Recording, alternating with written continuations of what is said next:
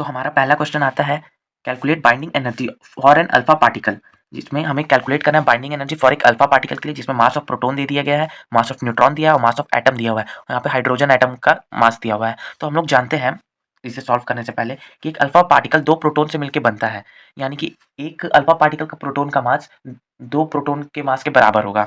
तो वहीं हमने लिखा है mass of proton in alpha particle 2 into mass of proton, mass of neutron in alpha particle वो हो जाएगा 2 इंटू मास ऑफ न्यूट्रॉन। तो हम लोग लिख सकते हैं therefore mass of proton in alpha particle equal to, अगर जब हम लोग इसे मल्टीप्लाई करेंगे तो ये आ जाएगा हमारा 2.015650। और इसी तरह हम लोग लिख लेंगे मास ऑफ न्यूट्रॉन, तो mass of neutron in alpha particle equal to, तो जब हम लोग 2 को मास ऑफ न्यूट्रॉन से मल्टीप्लाई करेंगे तो ये हमारा आ जाएगा 2.017330।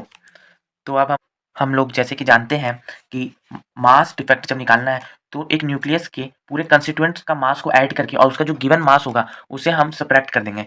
तो यानी कि mass of proton plus mass of neutron minus mass of atom.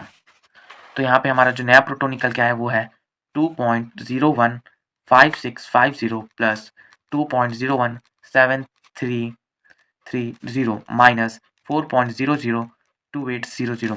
और जब हम इन दोनों को आपस में ऐड करेंगे तो ये हो जाएगा 4.032980, सब्ट्रैक्ट का साइन और 4.002800।